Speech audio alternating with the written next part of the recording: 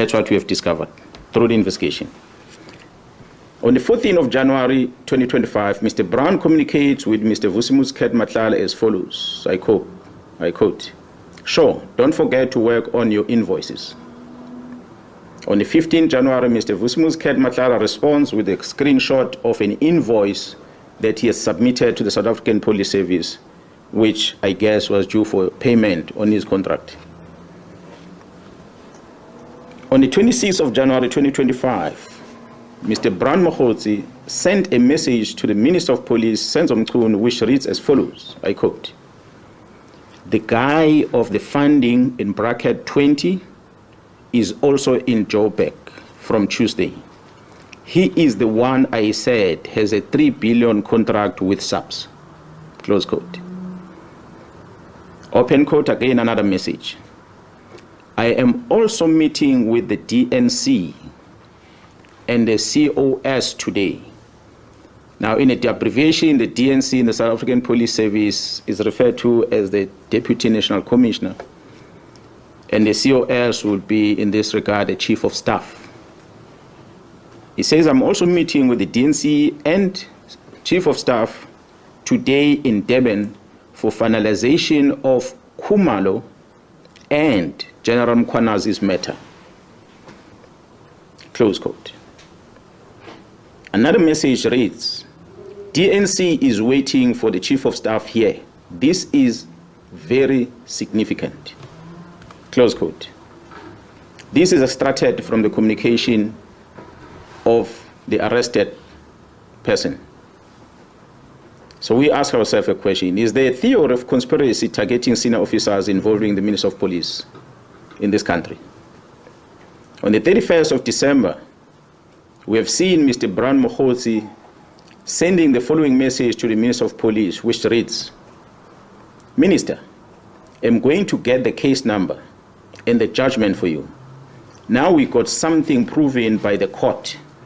This is a matter now which either Sibia or the minister can charge Khumalo and apply Rule 9 of the disciplinary regulations of the South African Police Service.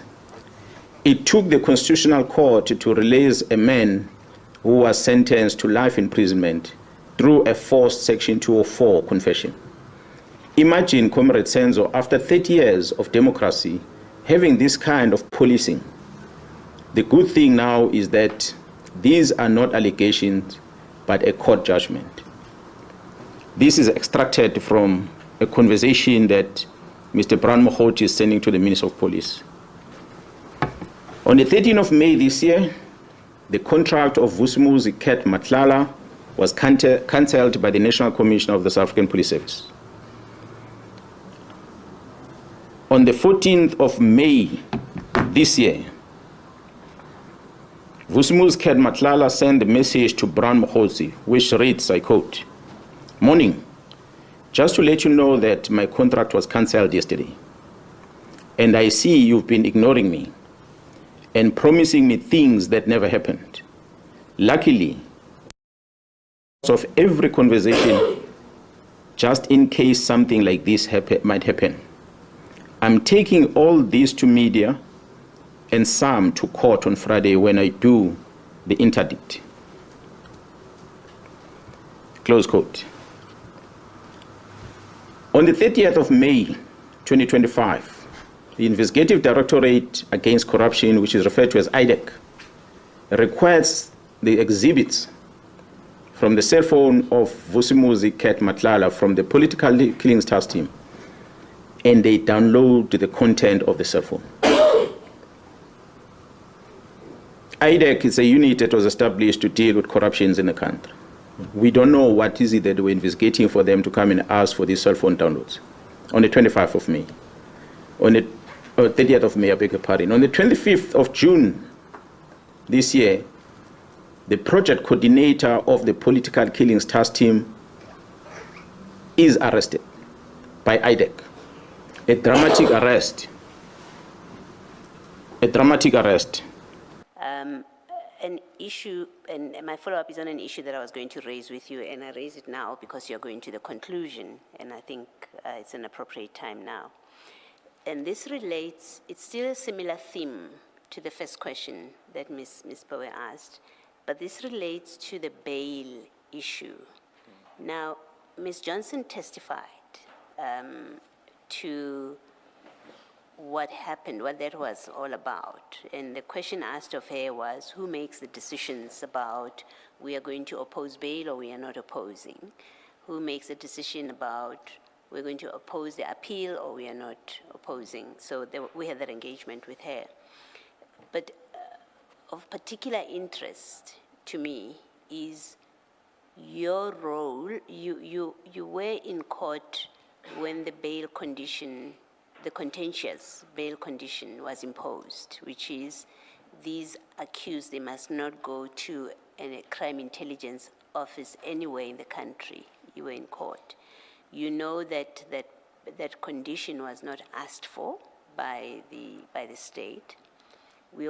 But we also know from the appeal record that there was an engagement between the magistrate and Ms. Tlhatjwayo about the need to protect witnesses. And Ms. Tlhatjwayo's position was we are not concerned about that because we have not given out names, and so we are not concerned about them going to the office. And yet the magistrate issued that bail condition that they must not go anywhere into their offices. And if they needed anything, they must speak to Mr. Parayachi, to Colonel Parayachi. Now, Ms. Johnson testified, and I paraphrase very much what she said, that had she been, she was not aware, she was not made aware that that bail condition was not requested by the state. Had she been made aware after the fact that the bail condition has been, this bail condition was given, and it wasn't at the request of the state, but also the parties were never given an opportunity to address it, she would have, as any prosecutor should, as a responsibility to the court, and your ethical responsibility is you go back to the magistrate and you say you have to undo this. I don't remember the exact terminology, but you go and seek for it to be set aside because you didn't ask for it. And had she been aware on appeal, when this matter went to appeal, of that fact that it was never asked for, she would not have supported you opposing the appeal. She depended on briefings from her officials, and she never got a briefing that this bail condition was given in the circumstances in which it was given, and every prosecutor has an ethical duty when something like that has happened, to go back to court. In fairness to the accused, your responsibility to the court, you go back to the court and say, you have to undo this. Now, you were in court. You knew that this bail condition was not asked for. You did not do what she says, what Ms. Johnson says any prosecutor would do, because you have an ethical duty for that.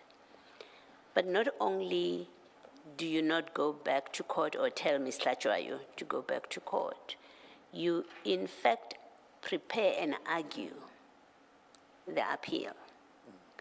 You actually oppose the appeal on this condition, and you prepare the papers. In court, you do end up conceding because the appeal court is looking at the record, right, and says, but this and that didn't happen. You end up having to concede that because that's only fair to do. And the question is, as Ms. Powe says, but how do you reconcile your position as a prosecutor who must prosecute matters without fear or favor or prejudice, who must be fair to accused as well, and therefore, and as part of your obligations as a prosecutor is, well, if there's material that's favorable to the accused, you have an ethical obligation and I know your code of conduct says that because I've seen that there, you have an ethical obligation to disclose even matter that is favorable to the accused, even if it's going to help them. Your job as a prosecutor is not to get a conviction or to get an incarceration at all costs. That's not your job. Ms. Johnson, having described what would have happened had she known, that's what she says, had she been briefed about this is what she would have done. Assume for purpose of my question that she wasn't briefed, because she's not my focus now.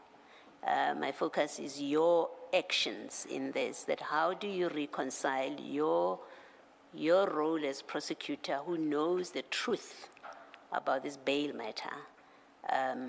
You don't go back to court, and on appeal, you actively oppose the appeal. And before you comment, let me add something else that she said, had she known. She didn't understand how you would have gotten a condition that they don't go to any office in the country when in fact they're only based in Pretoria. And she didn't understand, and that was wrong for it to be in the bail condition. So that's one of the things that she said. She would have said, go and fix this. Explain how we reconcile your role and your position with what you did with this bail matter. Okay. Thanks, Commissioner Baloyi. Firstly, like I said in the beginning, I was not part of this case. My first involvement is going to court to try and help a junior. I did not know how they had planned. I did not know the facts of the case. I did not know whether they were opposing bail or not. But what I realized was they were not even ready for the bail application, because when I asked for a bail statement from the investigating officer, I realized they don't even have one. So they addressed the court from the bar. So, but what I'm picking up from the evidence of Mr. Padayashi is that the prosecutor had been instructed to ask for that condition. I think Padayashi said that he spoke to the prosecutor on the day to say, ask for the condition, and that the prosecutor did not ask for the condition. Therefore, going to court, their plan, which I think they would have discussed then with the ID head, was, we're not going to oppose bail, but these are going to be our conditions. Therefore, I find it difficult when Advocate Johnson says she did not know about the condition, because based on what I hear from Mr. Padayashi, they were supposed to ask for that condition, but it was not asked for. But then the second point is, and I indicated that earlier to the court, I said, when I was brought in, it's for two reasons: to oversee the two cases, but most importantly, to prepare for the bail amendment, which is coming on the 13th of August. So Advocate Johnson knows that there's going to be a bail amendment application.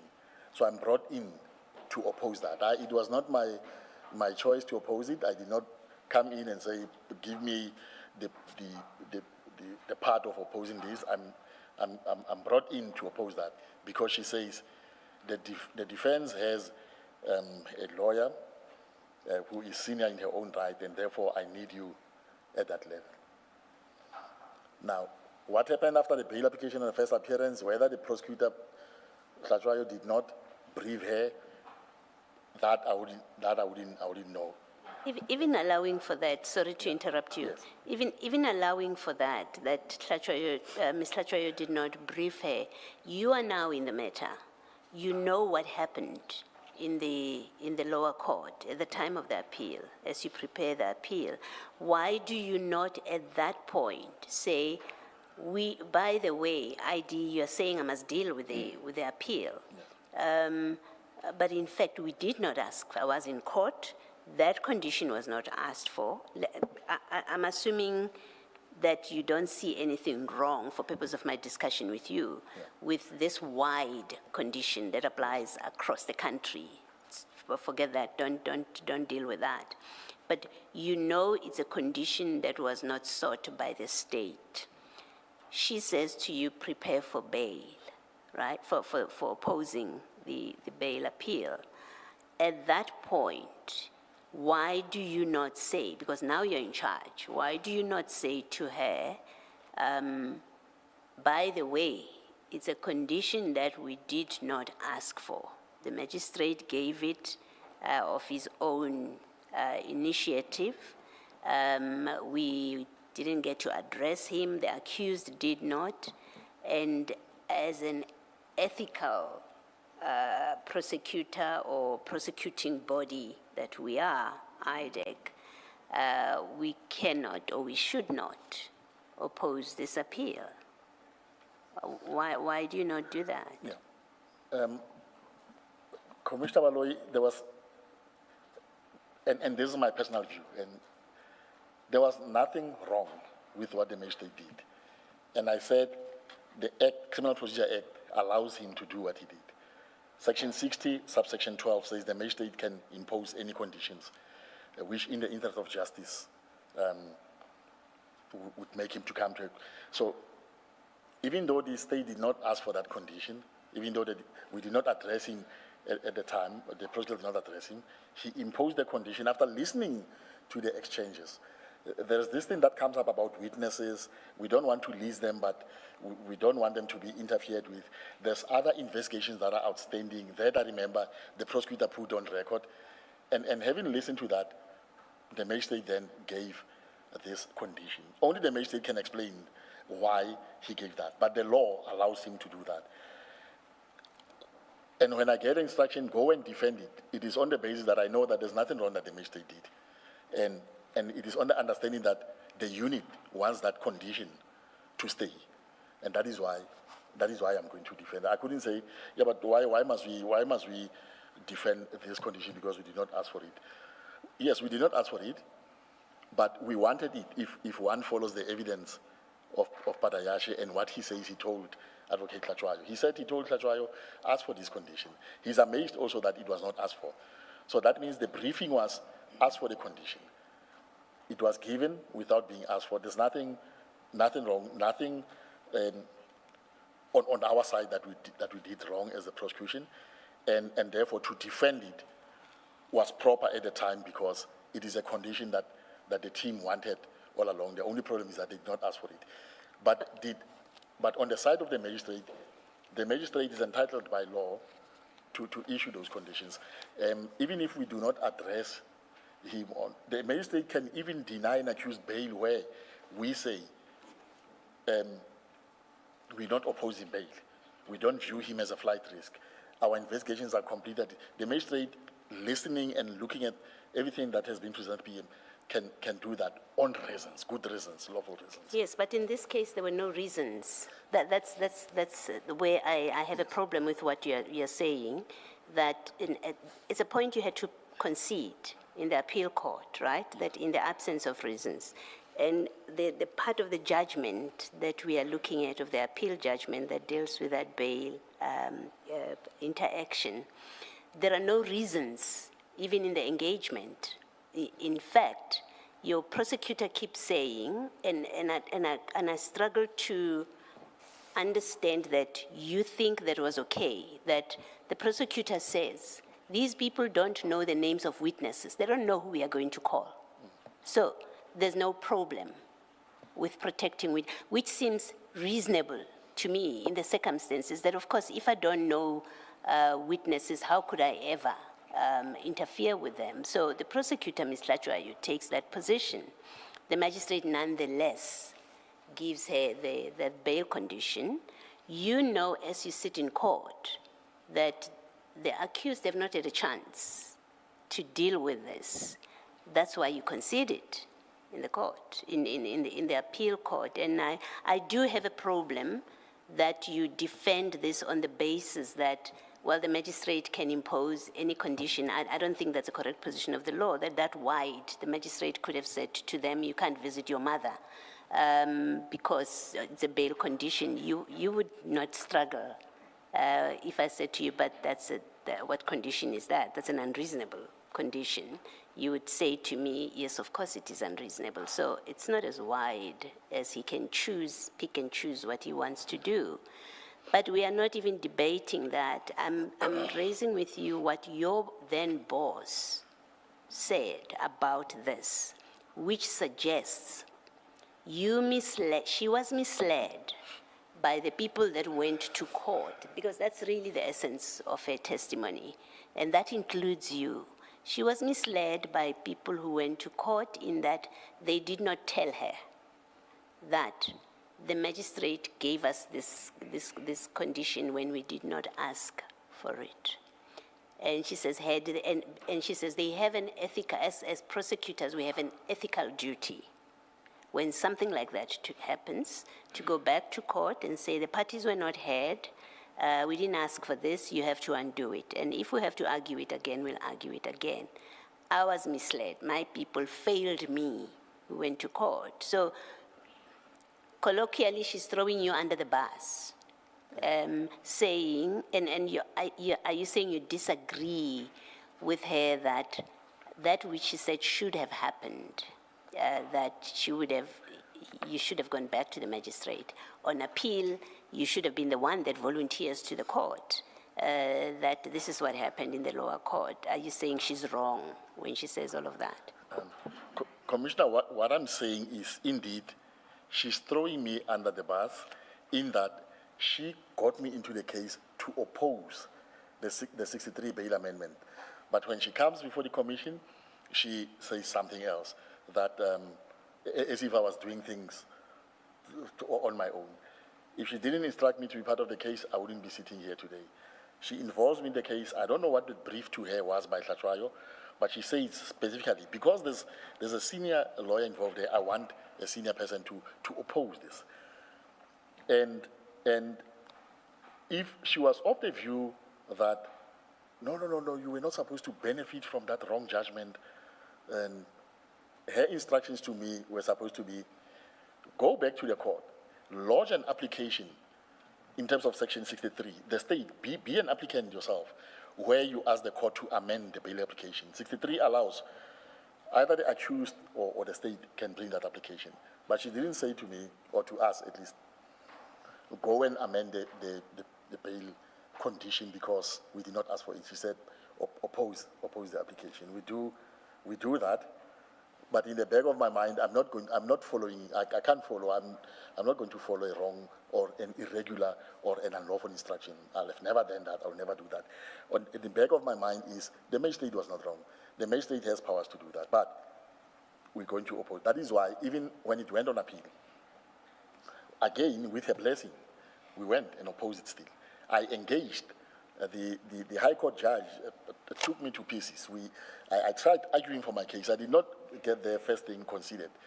I tried, and I said, this is what the law says, this is what the magistrate said, and these are case laws where I even referred the High Court to a case in Bloemfontein where an official of the NPA committed fraud against the NPA at the DPP's office, and one of the conditions there by the magistrate court was that he's barred from entering the NPA offices in the Free State. I raised that in our heads of arguments in the High Court, and that was confirmed in the High Court, where the High Court said those conditions must remain, and the magistrate must just add other conditions. So it happens. The powers are with the magistrate. It appears the IDAC wanted that condition. The head says to me, go and defend this. I can't say to them, no, why? And so I did that, and the amendment was abandoned, the application was abandoned. The Section 55 is brought in. Again, I'm giving instructions to oppose the Section 55 bail appeal. So I'm very sorry for the head to come before this commission and say, portray me as having acted on my own without consulting. It's just not true, and I do not take kindly to that, because she brought me into the case for a specific purpose, to oppose the application and to oppose the bail appeal. That is why when I wrote a memo to her to say I'm recusing myself from the case for the reason I gave, she said, yes, it's fine, but please proceed and finalize these bail amendment and bail appeal. Take this one through. Did she know what she was setting me up for? I don't know. I thought at the time I'm just doing my job. I cannot sit here and say I was acting unethically. I did not. I did my job to the best of my abilities. Yeah. Can I just say lastly from me on this, and I've heard your answer. As my recollection of Colonel Padachi's evidence is that he says he doesn't know where this bail condition comes from. He left court while Ms. Tlachwayo was still on her feet. And at that time he left, they said not come up. So maybe it happened after he left. That's what he has told us. But you have said earlier that he stayed for the whole time and left only when judgment, he missed just the judgment, so I'm mindful of your answer. But I must say that at best, it's a coincidence at best that a condition, on your version, a condition that was not asked for by the state, in fact, gets, and is not raised in open court, gets given by a magistrate, and a condition of this type, which is these accused are prohibited going to any crime intelligence office across the country, but two, the consequence of that condition is effectively they get suspended from their offices, from employment. It's quite a coincidence. It is a very strange coincidence. I agree. You accept that? And if one looks at the evidence that is now before court, really one cannot rule out anything. But unfortunately enough, the prosecutor on the day, or fortunately enough, she did not ask for the condition, but then it's given. But for me, who was an outsider, I'm thinking, well, the magistrate has powers too. That is why we innocent prosecutors who are just doing their job. And if there was any thing sinister going behind the scenes, it's something that we didn't know. Thank you. Thank you, Mr. Is it possible that this condition could have been discussed with the magistrate before the hearing started? Is it possible that the prosecutors went to the magistrate chambers and said, look, this is what we are going to ask for? The reason I'm asking you this is you have just confirmed that it is a condition that Mr. Padiaki and the prosecutor had discussed before. So on their way there, that's what they wanted. It was just not discussed in open court. And then it becomes a coincidence that the very condition that they wanted, but they did not ask for in open court, is a condition that is attached to the granting of bail. So where else could the magistrate have got it from? And a condition that is so specific, if they had not discussed it with the magistrate, either during the hearing or prior to? Yeah. Yes, Commissioner Kumal, one thing for sure, it was not discussed, at least in court, no, not in my presence in court. If it happened in some passages, in some corners there in court, I wouldn't know, because, like I say, I was back at the office when they're rushing me and my two other colleagues to go and help. And yes, it's strange. It's strange. But, and again, like, because no reasons are given, and that is why I understand what Commissioner Malo is saying, and which is what ultimately said by the High Court. The two parties are not engaged. It's like already the magistrate has made his own decision that I'm going to grant this. But I didn't suspect anything. I'm sitting here even today. I don't know. If things happened in those offices in court, again, it speaks to what we're hearing now. Things that we didn't know of, and it will be a sad thing for justice in this country if cases were discussed in offices, especially conditions of this nature, which will have a very critical impact on people's livelihood and their freedom of movement and freedom to go to work and fend for their families. If that was discussed before coming to court, it would really be And very just- Instruction to appeal from Advocate Johnson came up. I've been advised that Advocate Ramsamy will testify that Advocate Johnson gave instructions approving the appeal based on Mr. Pariachi's affidavit, and she then sent a WhatsApp to Advocate Ramsamy instructing her to then inform Advocate Serunye and Advocate Shajwayo that will come out in evidence tomorrow, including that this was something that was discussed, but Advocate Shajwayo didn't ask for that condition in court. Thank you, Ms. Bond.